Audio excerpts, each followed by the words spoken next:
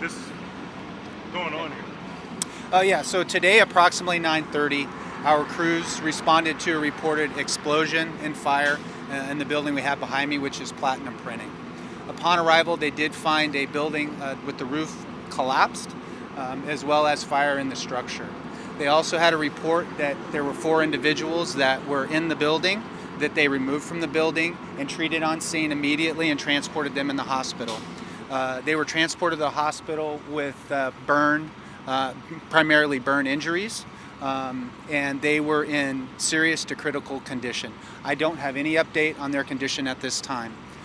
From there, the crews put the fire out on the structure involved and then started to check and evacuate all the adjacent structures around the Platinum Printing building or Platinum Printing suite.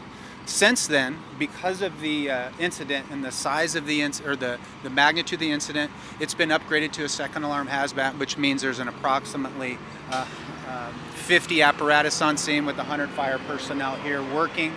The hazmat crew is a specialty that was called out because they want to assess the scene for any potential hazardous materials that could have been stored inside. That's not the indication right now that we're getting. But then assess around there for any possible gas leaks. And right now they are assessing the parking lot on the north side of the structure for a possible gas leak. They're working with Southwest Gas as we speak to try to mitigate any issues there. And we're looking at, and I believe they're currently doing it, evacuating. There's approximately 20 to 30 homes just on the north side of that parking area on the north side of Platinum Printing that they will be evacuating for precaution. So this is still considered a This is still an active incident. We've obviously moved and created a larger hot zone and warm zone based upon the information we're getting from our hazmat crews. Chief, tell us what you know about the explosion, what may have caused that, how large was it, etc. It's still too early to tell. I can't give you a great estimate of what I think it was, but I can tell you it was intense because of the debris.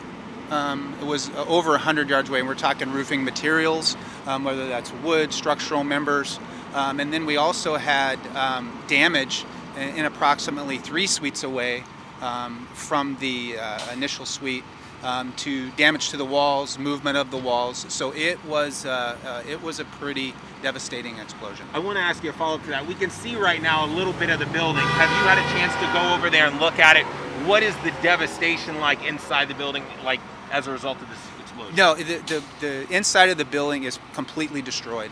And if you get a little closer to the building, the walls have been pushed out. One of the things that we do, and the capabilities that we have with our hazmat team, is the ability to put drones and get a good elevated evaluation of the structure, which really tells us, right, it's going to tell us a lot of what potentially happened, what's involved, structure stability. That's what we're, another thing that we're really concerned about for individuals around there, firefighters around there, is the structural stability of the walls. And speaking of that, we saw looked like a kindergarten, preschool.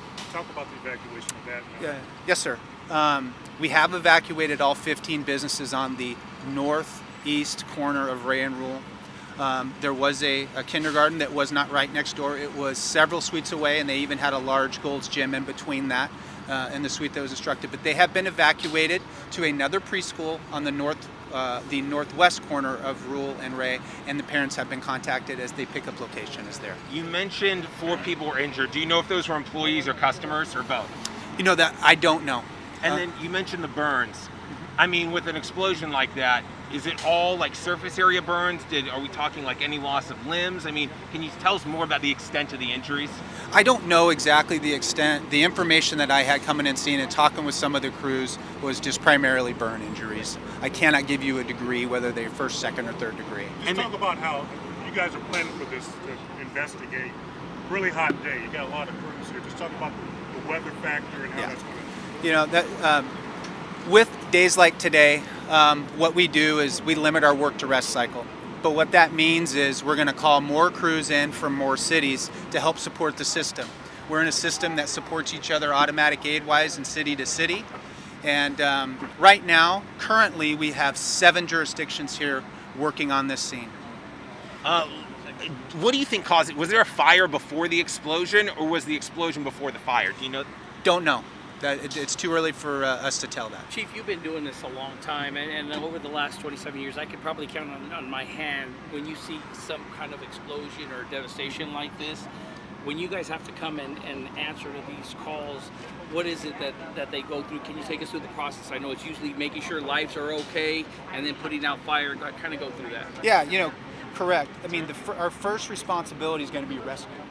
And then, from our perspective, do we remove the fire from the victims or the victims from the fire? In this case, they removed the victims from the fire and started treating them initially. That's our number one concern when we get on scene, is life safety.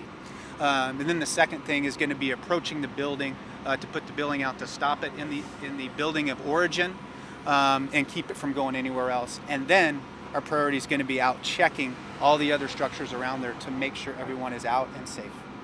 Can you just give us the name of that business? Platinum Printing.